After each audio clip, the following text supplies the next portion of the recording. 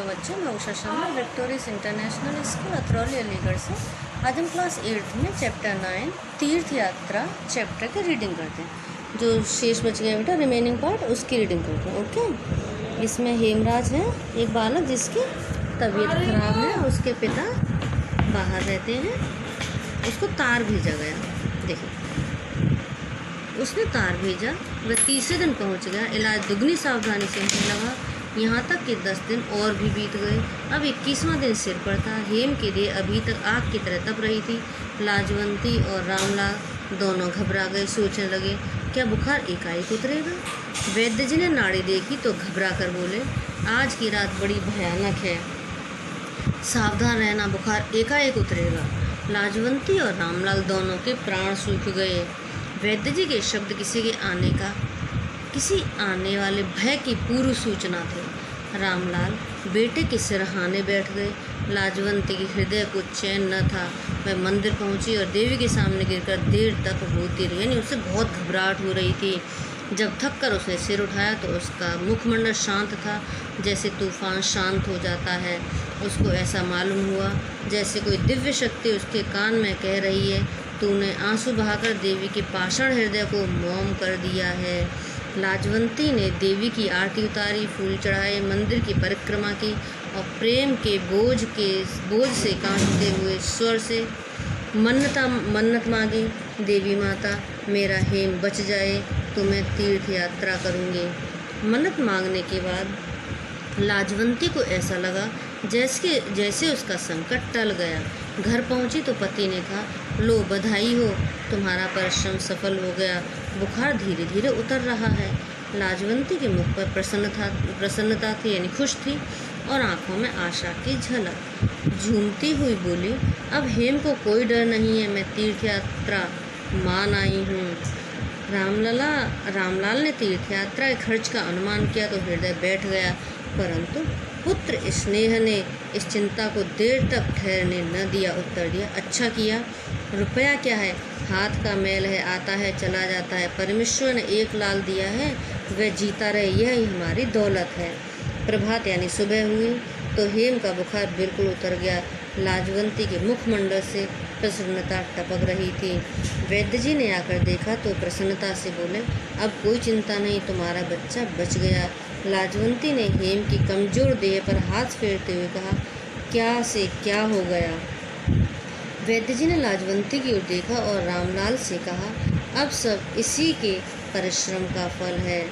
लाजवंती ने उत्तर दिया, देवी माता की कृपा है और आपकी दवा के प्रभाव का फल। मैंने क्या किया, मैं तो तुम्हें दूसरी सावित्री समझता हूँ। उसने मरे हुए पति को जलाया था, तुमने पुत्र को मृत्यु के मुँह से निकाला है। 7वें दिन रामलाल नौकरी पर चले गए और कहते गए कि तीर्थ यात्रा की तैयारी करो। 3 माह बाद लाजवंती तीर्थ यात्रा के लिए तैयार हुई। जाने से पहले की रात उसने आंगन में सारा गांव इकट्ठा हुआ।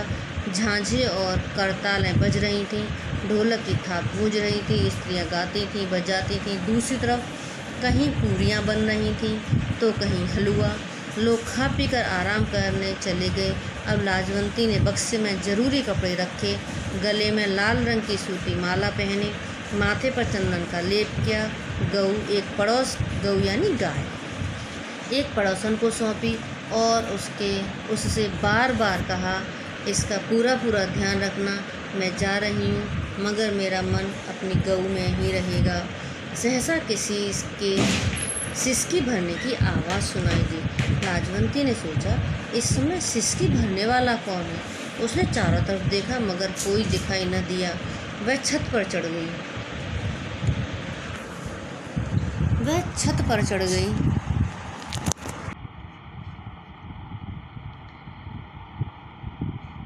यस, देखिए बेटा, सहसा किसी के रोने की आवाज़ आई। क्या किया उसने, चारों तरफ देखा पर नहीं दिखाई दिया, छत पर चढ़ गई और पड़ोसन के आंगन में झुककर जोर से बोली, माँ हरो। कुछ देर सन्नाटा रहा, फिर एक चारपाई से उत्तर मिला, कौन है लाजवंती। आवाज़ में आंसू मिले थे। लाजवंती हरो के पास पहुंची और बोली, माँ क्या बात है, तू रो क्यों रही है। हरो और भी सिसकियाँ भर भर कर रोने लगी। लाजवंती ने फिर पूछा, अरे क्या बात है, तू इस समय रो क्यों रही है? मैं तेरी पड़ोसन हूँ, मुझसे न छिपा, बता ना तुझे क्या दुख है। हरो ने दुखी होकर उससे पूछा, क्या तुम उसे दूर कर दोगी? हो सका तो जरूर कर दूंगी। हरो थोड़ी देर तक चुप रही और धीरे बोली, कुंवारी बेटी का दुख खा रहा है, रात भर रोती रहती हूँ, जाने यह नाव कैसे पार लगेगी। यह क्यों?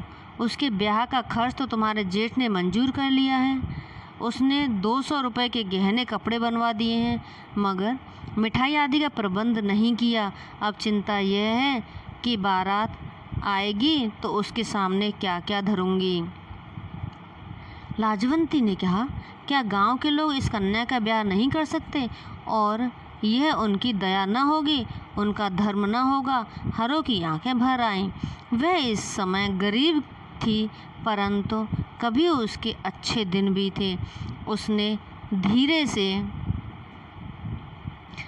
कहा, बेटी, मुझसे भी तो यह अपमान न देखा जाएगा। किसी के सामने हाथ फैलाना भी तो बुरा है। तो क्या करोगी? क्या कन्या कुंवारी बैठा कर रखोगी? भगवान की यही इच्छा है तो मेरा क्या बस है। उसे लेकर कहीं निकल जाऊंगी, न कोई देखेगा न कोई बात करेगा। लाजवंती हरो की अवस्था से कांप उठी। उसे ऐसा लगा जैसे कोई कह रहा हो, अगर यह हो गया तो ईश्वर का कोप यानी क्रोध गांव भर को जलाकर राख कर देगा। लाजवंती का हृदय दुख से पानी पानी हो गया। उसने कहा, चिंता न करो, तुम्हारा संकट मैं दूर करूंगी। तेरी बेटी का ब्याह होगा, बारात के लोगों को भोजन भी मिलेगा। तेरी बेटी तेरी ही नहीं, मेरी भी बेटी है।